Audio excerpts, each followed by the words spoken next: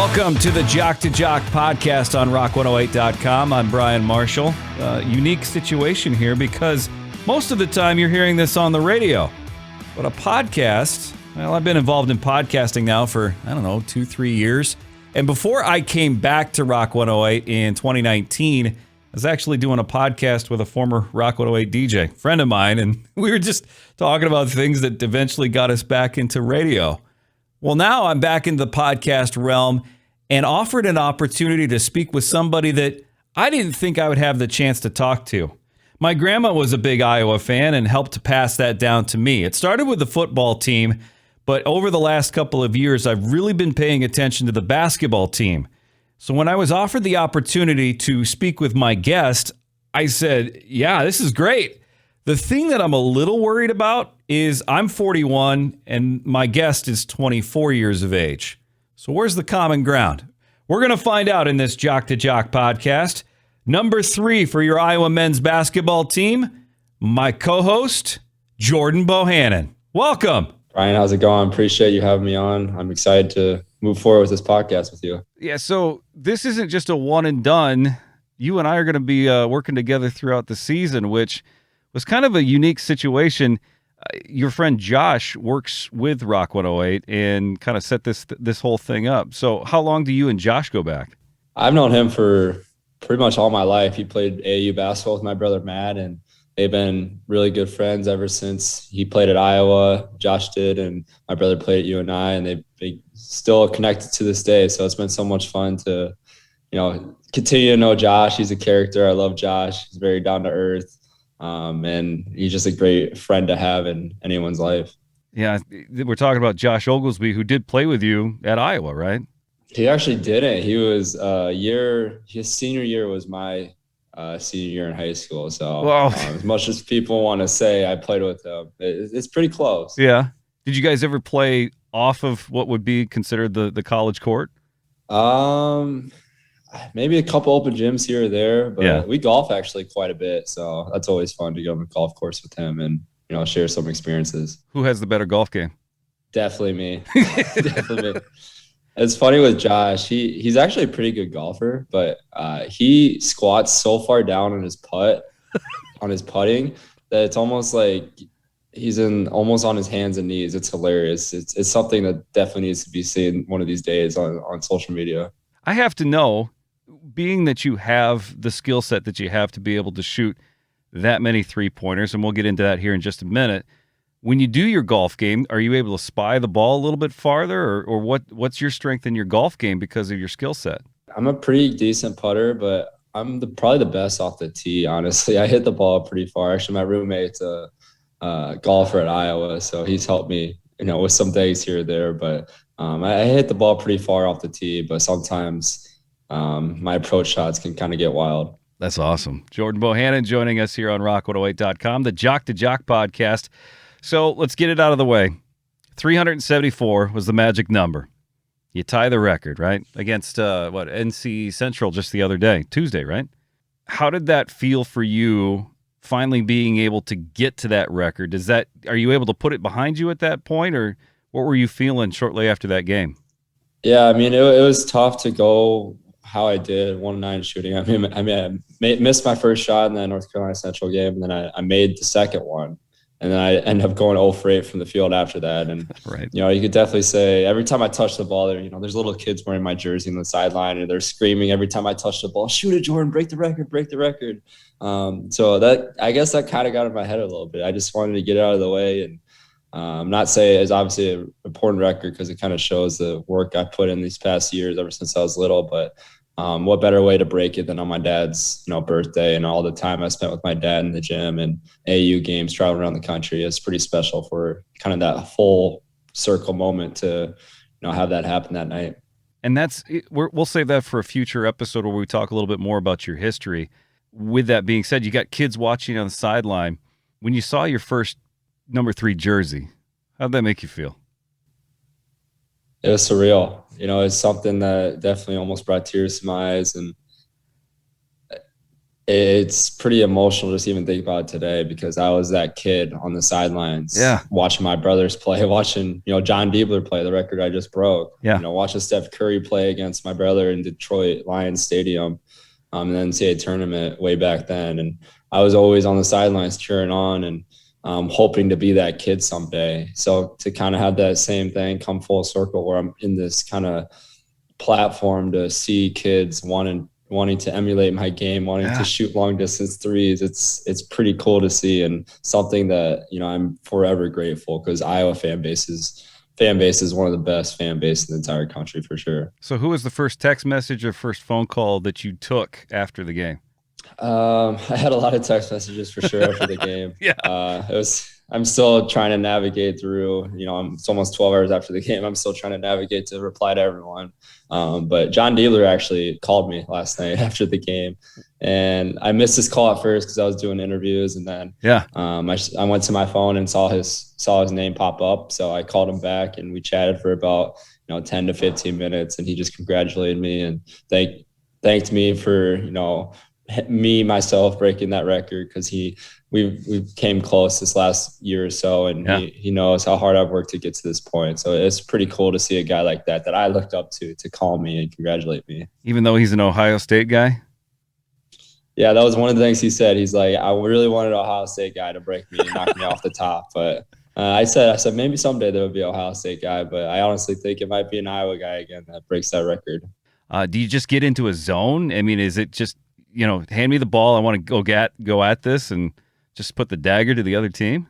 It's one of those things where I've always had that mentality of wanting to, quote unquote, kill the guy that lines up, in front of me. I always want that mentality because I know, not a lot of guys woke up at 4:30 in the morning from freshman to senior year in high school to get up and get some shots up and, get 500 makes in before, breakfast even hit. So, so I know a lot of my friends called me crazy growing up because I was that mentality where, I woke up really early. I got 2 workouts in, before the day even started, and I would be in the gym late at night because I knew how bad I wanted to get to this position. And it's almost propelled me to, not saying I haven't worked as hard as, when I was in high school, but be a little more smart with my body now that I'm this, older in age, understanding that I put in so much work that, I have to be a little more smart to how I work, where I work out at, and what I work on throughout the day. So it's cool to, kind of transition to this older self in my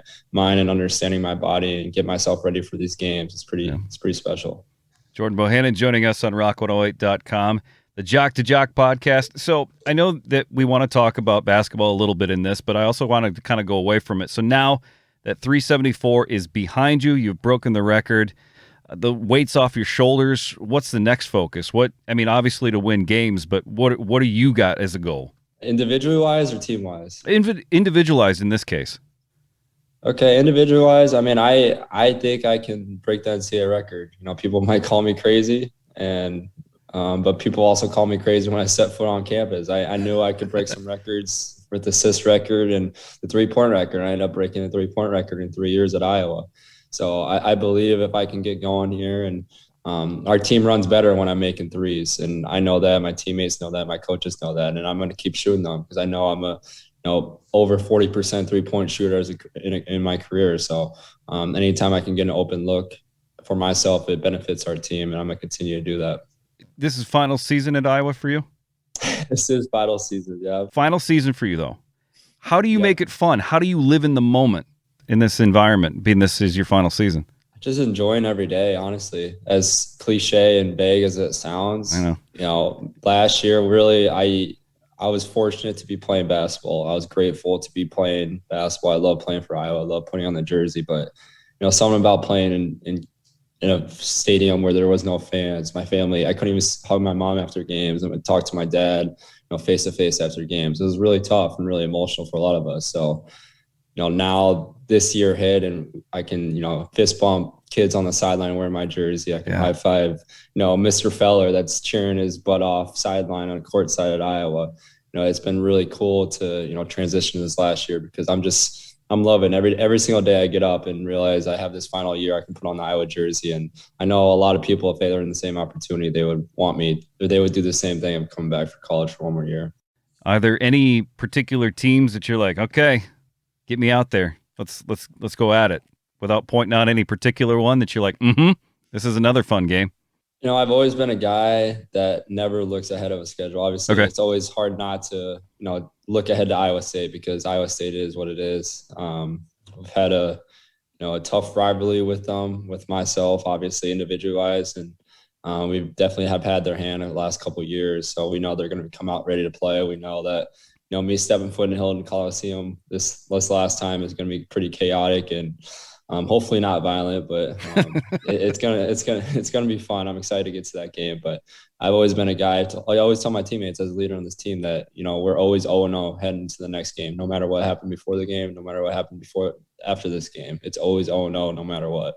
Jordan, I'll take that. So then I won't ask you about games coming up throughout the remainder of the Jock to Jock podcast, if that works for you. So that works for me. Let's move away from that.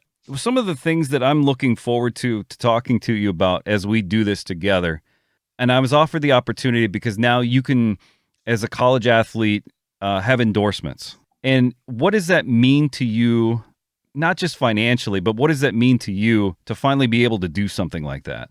As much as the money is nice, I've been very fortunate to have a couple deals where I'm able to have some money in my bank account finally for, to save and whatnot for later in my life these past couple of months, and hopefully more to come in the next few months here. But, the most rewarding thing has been seeing other athletes across the country coming out with deals. And people might call me crazy for saying that, but that's the whole reason why myself, Gio Baker, and Isaiah Livers all fought for what we did, because we believed in something bigger than ourselves. And that was to help the general population of the college athletes.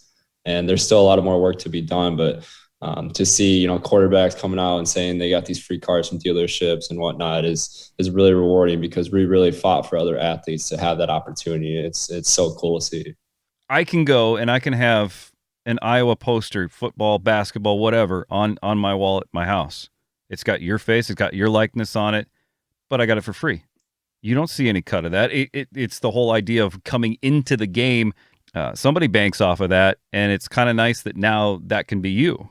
Exactly. And it's never been about wanting money for every single thing. Like, yeah, it'd be great. Right. Seeing little kid wearing my jersey, number 3 jersey. Yeah, it'd be great to, get some money off that, but that's not what it's about. It's cool to see that those things happen, whether we make money or not. Whether that's right or not, it is what it is for now. But at the end of the day, it's our opportunity just to be part of the free market of any other employee out there, or any other employer out there in this whole, country that we live in, the greatest country in the world. And we're the only people that are basically restricted on making money outside in third-party situations. So now it's starting to open up, and it's starting to be fair for a lot of these athletes. So you got to tell me, you got to be honest here. Does it tick you off that if they make an NCAA basketball game again, that you're not going to be in it? I have no problem with that. My brother had the opportunity to be a part of the NCAA video game when he was growing, when he was at Wisconsin. Jason did, but we're actually working with, I'm actually an employee with the NCPA, National Collegiate Player Association, and I'm working part-time with them weekly. And one of our things that we have is, trying to get some athletes together to, talk with EA Sports to hopefully, get a deal going so these video games can start coming out. Those were some of the best games when I was growing up, is playing as your favorite college team. And the whole idea behind the insanity that does come up in the month of March. I think I danced around that enough, didn't I? Yeah. Maybe need to be careful. I even said the word with the D in it, right? The thing that I'm getting at is that when you have that ability to play as the guy you're watching on the court yourself, and now I can go in there and I can, all right, well, I'm going to go have him break that record. I'm going to have him break that record. You can go create your own wrestlers in the WWE 2K games, but I can't do it with you right now, Yeah, no, I when I was a kid, I'd throw up the NCAA football games, and I'd take like a Youngstown State, and a year I'd be number one in the country and have the stadium filled in the video game is the greatest feeling ever. I was the same way, and I hope that returns. I really do. What position were you playing when you were playing NCAA football? Quarterback, always quarterback. Yes. Yes. I ran Hail Mary every time. What? Okay, so if you had stats, let's say that there was a game out today. What do you think your stats are? Where are you at? For as far as basketball, or yeah, for basketball. Well, NCAA football, I don't know where you'd be at on that, but what are you thinking? What are you thinking for the basketball game if you had your stats? I mean, I would hope I would have a little. Usually, video games run a little better shooting percentages for a lot of these athletes they make. So I don't know. Hopefully, I'd be averaging close to 30 per game in those games. Jordan Bohannon from half court. Good. On top of that, too, and some of the other things that I wanted to bring up, you mentioned family earlier in the show. Originally, you are from the Cedar Rapids metro area, correct?